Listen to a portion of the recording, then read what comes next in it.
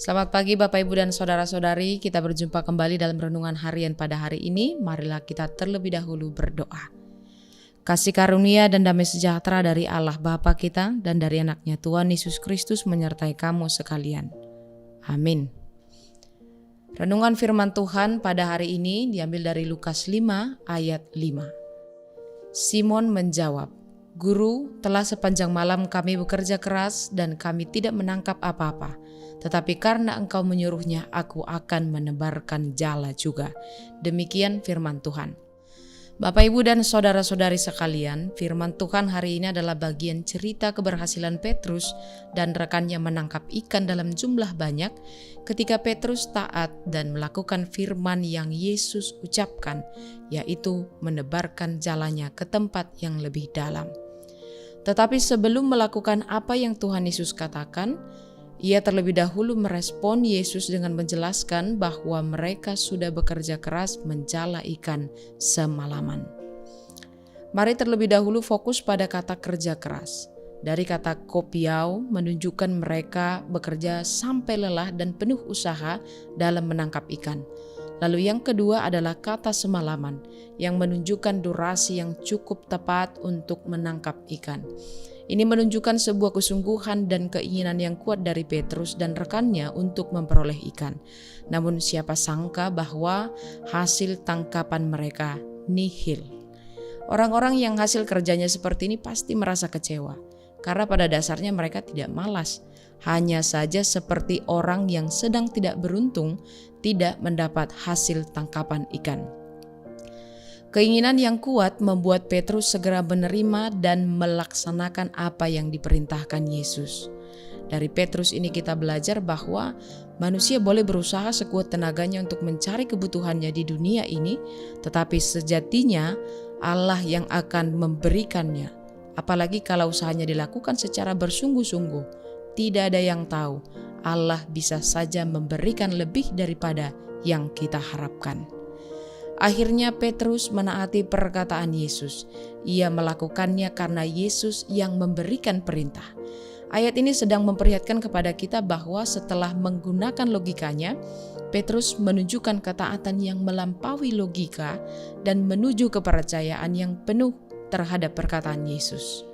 Petrus menunjukkan ketaatannya bukan karena keuntungan, tetapi menjadikan Yesus sebagai sosok yang memiliki otoritas moral baginya. Dan seperti pendapat Thomas Aquinas dan Agustinus, bahwa Petrus menunjukkan ketaatan etisnya yang tertinggi, yaitu tunduk kepada firman Tuhan meski harus melawan logika pengalaman yang baru saja dia alami. Bapak, Ibu, dan Saudara-saudari, belum lama ini kita mengalami pandemi COVID-19. Ini berpengaruh pada sektor sosial dan ekonomi masyarakat di Indonesia. Mungkin salah satunya adalah Bapak Ibu yang sedang mendengarkan firman ini. Sebagian orang usahanya semakin bangkrut, tetapi ada juga yang tetap bertahan walau pembelinya menurun.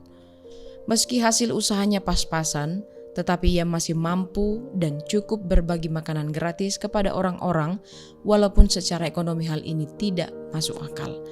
Tindakan ini pada akhirnya mendatangkan banyak pelanggan yang menopang usaha ini tetap berjalan dan berkembang sampai sekarang. Ini adalah contoh lompatan iman dan siapapun dapat mengalaminya termasuk Anda sekalian. Dan seperti Simon, para nelayan Indonesia juga pernah mengalami hal yang sama, yaitu pulang dengan perahu kosong. Melaut semalaman menjadi tiada guna karena cuaca buruk atau karena laut sudah terlalu banyak dieksploitasi. Namun melalui pengalaman Petrus ini, setiap orang bisa mengalami lompatan iman. Petrus tidak berhenti kepada pengalamannya yang mengecewakan. Petrus beranjak dari sekadar pengalaman menjadi percaya dan memiliki iman. Setelah memiliki iman, Petrus membuat keputusan besar, yaitu mengikuti perkataan Yesus. Imannya yang sejati bukan sekadar membuat dia percaya dalam hati, tetapi sekaligus berani bertindak melawan logika pengalamannya. Melalui Petrus ini kita diingatkan, usaha yang berhasil atau usaha yang tidak berhasil bukan soal untung dan tidak untung, tetapi melalui lompatan iman orang-orang percaya, kemuliaan Allah semakin nyata di dunia ini.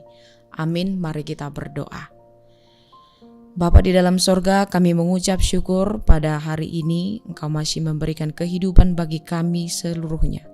Engkau masih membekali kami dengan firman-Mu pada hari ini dari kitab Lukas 5 ayat 5. Engkau mengingatkan kami tentang seorang Petrus yang imannya berubah, kepercayaannya berubah setelah mukjizat ikan dalam jumlah banyak yang mereka dapatkan setelah semalaman menjala ikan dan tidak mendapatkan apa-apa.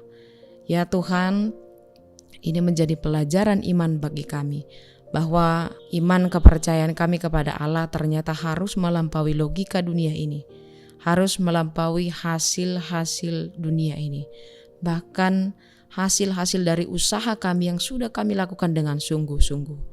Ternyata dari Petrus ini kami boleh belajar bahwa kesungguhan iman kami ternyata lebih penting menjadi kami tunjukkan sebagai seorang yang percaya di dunia ini karena kemuliaan Allah yang harus nyata di tengah kehidupan kami.